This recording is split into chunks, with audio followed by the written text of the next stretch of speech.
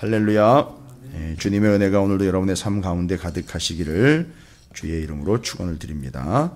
자, 이제 계속해서 천국이 도대체 어떤 것이냐라는 것을 알려주기 위한 비유가 계속되고 있습니다.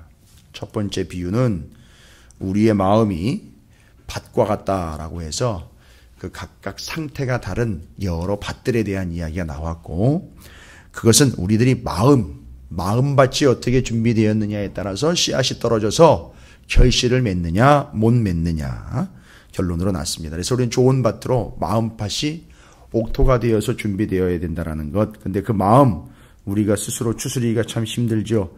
그래서 온유하고 겸손한 주님의 마음밭으로 갈아엎어져야 된다는 것에 대한 말씀을 드렸고, 갈수록 태산이랄까요? 그걸 연결을 해서 의미를 잡은 건 아니겠지만 성경 본문에서는요, 이게 또 제대로 된 밭에서 씨가 뿌려지게 되면 오늘 같은 경우는 또 오늘 비유에서는요, 이게 원수들이 와가지고 가라지를 또 거기다가 뿌리고 간다는 얘기입니다. 지금 그 밭은 어쨌든 씨가 제대로 뿌려진 밭이거든요. 그런데 원수가 와가지고 가라지를 뿌리고 간다는 거죠. 이게 참 고민이 아닐 수가 없습니다. 자, 이제는 밭의 비유에서 가라지 비유로 넘어가게 됩니다. 그래서 오늘 본문 말씀은 또 어제의 말씀처럼 가라지에 대한 비유, 원래는 이제 히브리 원어로, 헬라어 원어로 하면 독보리입니다. 독보리라고 표현되고 있는데, 마태복음 오늘 13장 24절부터 30절까지가 그 상황을 제시를 하는 것이고요. 그 비유에 대한 설명을 36절부터 43절까지 해서 설명을 해주고 있습니다. 복잡한 건 아닙니다. 그런데 이게 정말 몸서리치게 아주 떨리고 두려운 상황이, 우리 상황이 전개가 되고 있다는 사실이죠. 어쨌든 우리가 이제는 마음밭이라는 측면에서는 그 이제는 밭의 개념으로 우리는 이해했지만, 이제 우리는 어떤 개념으로 또 이 씨 뿌리는 자 이어서 가라지 비유에서 연결이 되냐면, 우리는 마치 거기 가라지 비유를 설명해 놓은 것처럼 38절에 밭은 세상이고 좋은 씨는 천국의 아들들이다라고 이제 우리가 뿌려진 존재로 지금 설명이 되고 있어요. 앞선 비유에서는 우리가 밭의 존재로 설명이 됐고, 요 가라지 비유에서는 우리가 뿌려진 존재로, 심겨진 존재로 설명이 되고 있습니다. 여러분, 스스로 심는 거 아니죠. 심는 데다가 심겨지는 게 존재예요. 근데 오늘날 얼마나 말들이 많은지요. 얼마나 주제 파악이 안 되는지요. 날 여기다 심어 놓으라는 거예요. 날 여기다가. 심는 농부에게, 죄송합니다, 씨 주제에 나 여기다 심어달라는 거예요. 나 여기다 심으라는 거예요. 여러분, 주인이, 농부가 뿌리는데 뿌려지는 거예요. 심는데 심겨지는 겁니다. 여러분, 모내기 생각하시면 돼요. 벼 스스로가 논뚝이나 논과 뚝의 경계 지점에 좀 위치 좋은데, 바람 서늘한데 전망 좋은데 내가 심겨지고 싶으니까 거기다 심어달라. 말도 안 되는 얘기입니다. 심는 대로 심기는 거예요. 요게 은혜입니다. 요게 이해가 안 되면 신앙생활 계속 버거워지고 삐걱삐걱 되는 거예요. 아담아, 네가 어디 있느냐? 이제 질문이요. 특별히 이게 씨 뿌리는 비유와 가라지 비유에서 제가 연결을 해서 대답을 좀 해볼 수 있을 것 같아요. 아담아, 네가 어디 있느냐라고 물어보시면, 여러분 그냥 기분 나쁘게 대답하지 마시고 하나님께 그렇게 정확하게 아니, 하나님이 있으라 하는데 심어 놓은 데다 있는 거죠.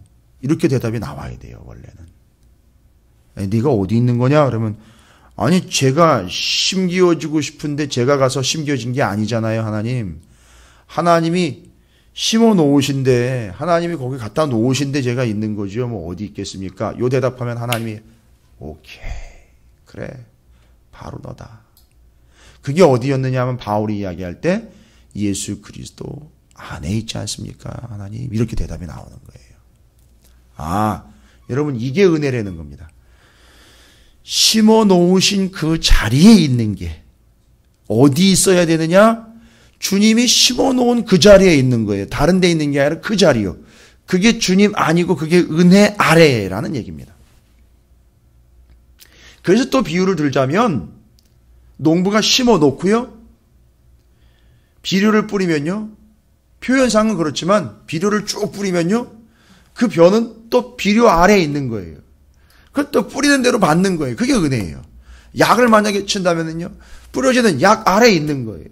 태양 아래에 있는 거예요. 비 아래에 있는 거예요. 다 그런 거예요. 주면 주는 대로 받아야 되는 위치가 은혜의 위치입니다. 그래서 지금 우리는 우리 스스로가 심을 자리를 찾아 자기가 꽂은 것이 아니라 주인이 심어 놓으신 자리에 있어야 하는 게 우리의 본분이라는 사실입니다. 그게 은혜예요. 그게 은혜의 자리입니다. 오갈 데 없는 신세가 아니라 심어 놓으신 거기 그냥 그대로 위치하고 있는 그것, 그게 주님 아니에요. 여러분, 요런 것들이 정리가 돼야 범사에 감사하라, 항상 감사하라 그러잖아요. 범사에 감사하라. 정말 그렇게 되나요? 뭐 오늘도 이제 어떤 일들을 겪으실지 모르겠지만 진짜 그래도 감사합니까? 기뻐하고요? 항상 기뻐하라. 범사에 감사해라. 이 됩니까? 근데 그 구절을 잘 보시면 뒤에 조건이 있어요. 주님 안에서라고 했어요. 주님 안에서. 그러니까 지금 우리가 어디에 있는지 이건 먼저 확인을 해야 됩니다. 그래야 범사 항상 이것이 기쁘고 감사가 되느냐 안 되느냐는 요 조건에 따라서 주님 안에 심어놓은 그 자리에 있어야지만 범사 감사 항상 기쁨 이게 되는 거예요. 지금 우리는요 어떤 존재냐 하면 수동적이고 말 그대로 어쩔 수 없는 그냥 가라면 가고 오라면 오는 그런 피동적인 그런 존재가 아니에요. 주님이 심어 놓으신 겁니다. 왜요? 거기가 제일 좋은 자리니까요. 은혜 받아야 되는 자리니까 심어 놓으셨는데 문제는 뭐죠? 원수가 와가지고 가라지를 뿌리고 갔습니다. 가라지는요 독보리라 그럽니다. 이 독보리라는 식물은요 뭐랑 연결을 해서 비유를 할 때 쓰느냐 하면 밀이요. 밀과 연결을 해서 씁니다. 왜 그렇게 쓰느냐 하면 독보리하고 밀하고 너무 비슷하게 생겼어요. 아주 비슷합니다. 그러니까 결실을 맺기 전까지는 거의 비슷비슷해가지고 멀리서 보면 이게 그 안에 독보리가 자란 건지 아니면 밀이 자라고 있는 건지 구분이 안 될 정도로 너무너무 비슷한 작물이에요. 그렇죠. 은혜를 받고 있는 것 같아요. 누가 봐도 그래요. 그런데 자라는 모양이 그 본질을 보니까 이건 독보리였던 거죠. 그리고 또 교회 안에만 이야기하는 게 아닙니다. 오늘은 본문의 가라지 비유는 세상에서의 비유예요. 세상에서. 저 세상에서 믿음 생활을 하고 살아가고 있고 굳건하게 자라나가고 있는 이들 사이에 이미 하나님의 존재가 아닌 사단의 존재들인 독보리들이 같이 자라고 있는 거예요. 여러분 이거 늘 고민하면서 질문해 오는 문제 아닙니까? 하나님, 우리가 하나님 열심히 믿는데 내 주변에 있는 이 독보리 같은 놈들 때문에 고생하는 거. 그리고 오히려 독보리가 더 잘 자라요. 막 고민하면서 이야기를 해요. 어떨 때는요. 원망하고 불평하면서 얘기합니다. 이거 독보리들 죄다 뽑아버려야 되는 거 아닙니까? 이 밀이 제대로 자라서 제대로 된 수확을 얻으려면 이 나쁜 독보리들 죄다 뽑아버려야 되는 거 아닙니까? 라고 요청이 들어오고 때로는 우리가 그렇게 기도를 해요. 하나님, 왜 내가 하나님 믿으면서 주님 믿으면서 왜 이런 불합리함을 겪어야 되는 겁니까? 왜 내가 저놈들 때문에 그런 고통을 당해요? 왜 믿지 않는 놈들 때문에 내가 왜 당해야 되는 겁니까? 라고 그렇게 불합리함을 호소할 때가 있어요. 여러분 오늘 본문 말씀은 바로 그에 대한 대답을 주고 있는 말씀이기도 해요. 자, 오늘 본문에 가라지 비유에 이 독보리를 뿌리고 간 것에 대해서 집주인의 종들이 와가지고 이야기를 하지요. 처음에는 밀만 뿌려놨어요. 그래서 잘 자라고 있다가 어느 순간에 가보니까 독보리가 같이 자라고 있는 거예요. 그러니까 주인이 밀씨를 뿌리고 난 다음에 대적들이 와가지고 독보리를 뿌리고 간 거예요. 제가 어제도 말씀드렸지만 주인은 밀을 돌보지만요. 이 원수들은요. 독보리를 절대 돌보지 않습니다. 그냥 뿌려놓고 가버려요. 그게 주인과 대적들의 차이입니다. 그래서 종들이 와가지고 이야기하죠. 오늘 13장 27절에 집주인의 종들이 와서 말하네. 주여 밭에 좋은 씨를 뿌리지 아니하였나이까? 근데 가라지가 어디서 생겼나이까? 주인이 바로 알아보죠. 원수가 이렇게 하였구나. 종들이 말하되 그러면 우리가 가서 이것을 뽑기를 원하시나이까? 여러분, 요 주인의 종이 이야기한 부분은요, 이미 밭을 관리하고 있는 이 종의 입장에서 아주 효율적이고 효과적인 대안을 내놓은 거예요. 그리고 당연한 거예요. 그러니까 일반적인 농사법은요, 밀 사이에 독보리가 자라면 그거는 반드시 가서 뽑아주게 돼 있어요. 왜일까요? 뽑아줘야, 전체적으로 이야기하면요, 뽑아줘야 수확량이 늘어나요. 그러니까 이게 경제적인 거예요. 왜 뽑아줘야 수확량이 늘어날까요? 독보리는 문제가 뭐냐 하면 밀을요, 뿌리를 감싸면서 이게 잘 자라지 못하도록 하는데 문제가 생겨요. 이 독보리라는 게. 지만 자라면서 햇빛이나 맞고 바람이나 막으면 그런 건 끝임인데, 이게 뿌리에서 이렇게 감아가지고선 잘 자라질 못하게 하는 특징이 있다고 그래요.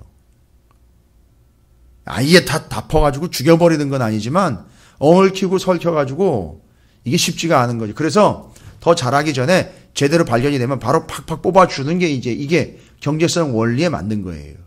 그래서 이 종은 제대로 된 제안을 했어요. 빨리 뽑아줘야 지금 제대로 이제 발견이 됐으니까요. 다른 때는 몰랐는데 이제 처음 발견이 될 때니까 이때 뽑으면 되거든요. 잽싸게 뽑아서 나중에 수확량을 좀 더 많이 늘려야 되는 거 아닙니까? 효과적으로. 근데 주인이 대답을 합니다. 주인이 이래 가만히 두어라.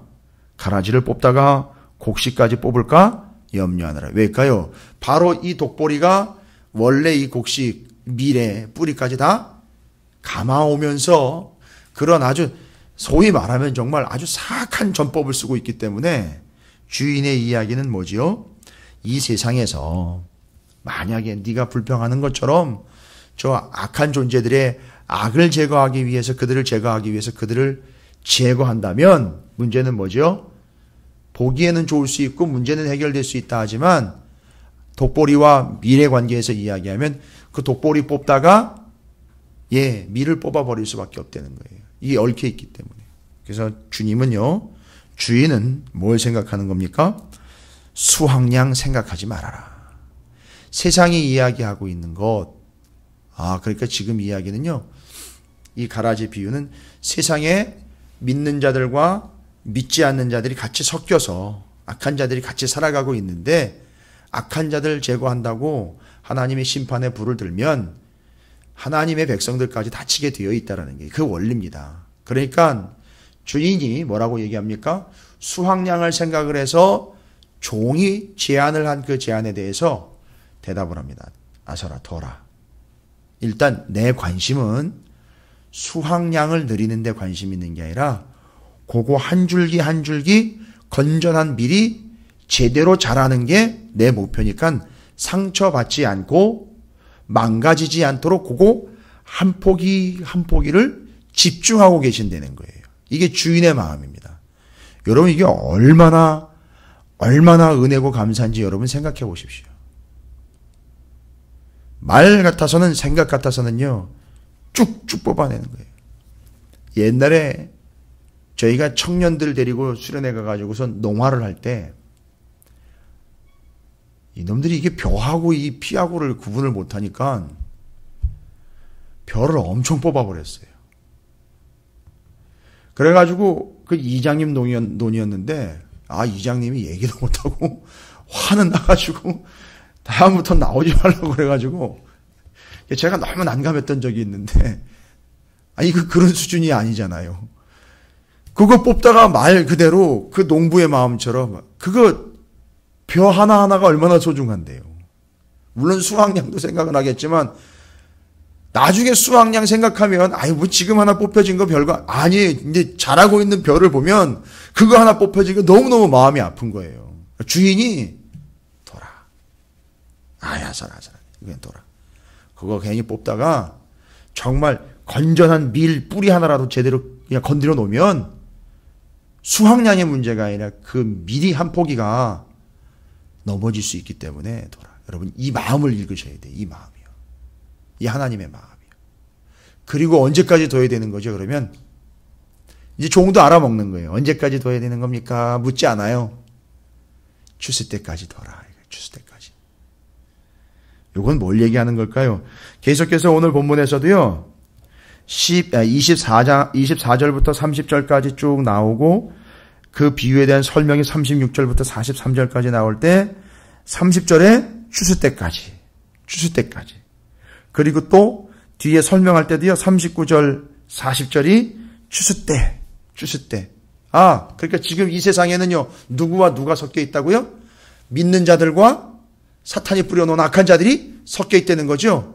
하나님 왜 손 안 대는지 아시겠죠? 언제까지 가야 된다는 거죠? 추수 때죠. 추수 때는 뭐라 그랬죠? 40절에 이 세상 끝 심판 때까지 가야 된다는 거죠. 어렵지 않습니다, 여러분. 이건 주님의 진리예요. 주님이 말씀하시고 싶은 거예요. 힘드시더라도요. 아우 저런 놈들 저거 없어야 되는데 저거. 저 악한 놈들. 요즘에 얼마나 악한 일들이 많이 있습니까? 보세요. 요즘에 애들이 아니에요. 또. 악한데 악하게 이를 데가 없어요. 얼마나 악한지. 어떻게 사람을 그렇게 죽이는지. 어떻게 그렇게 테러를 감행을 하는지. 아니 그냥 멀쩡히 잘 가는 여자의 얼굴에다가 황산 테러를 하는 이런 말도 안 되는 상황 가운데 우리가 살아가고 있는 거예요. 지금 우리가요. 그 하나님한테 절규합니다. 하나님 어떻게 이렇게 하나님 창조하신 세상이 이렇게 엉망진창이 될 수 있습니까? 이거 악한 것들 다 뽑아내 버려야 되는 거 아닙니까? 아니다.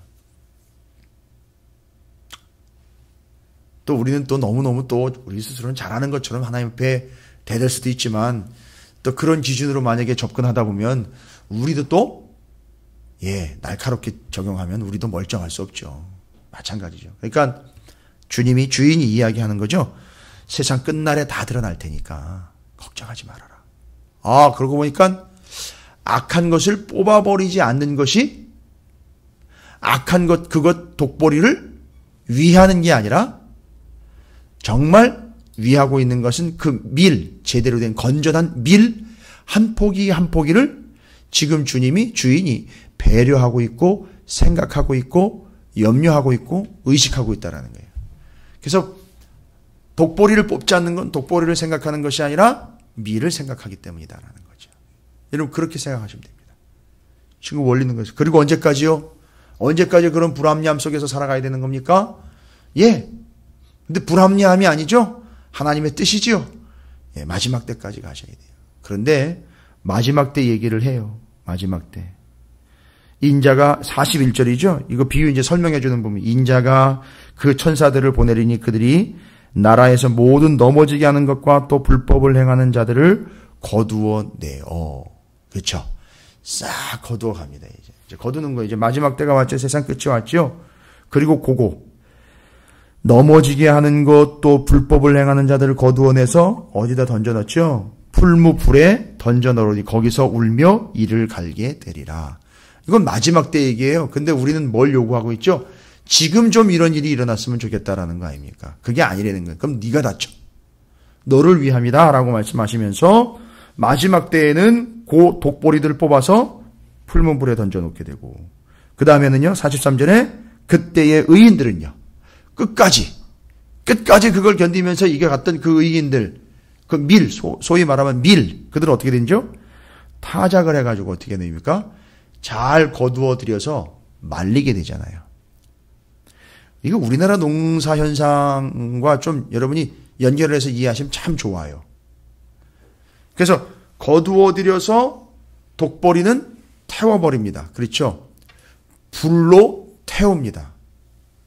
그리고 거두어들이 우리나라로 말하면 표.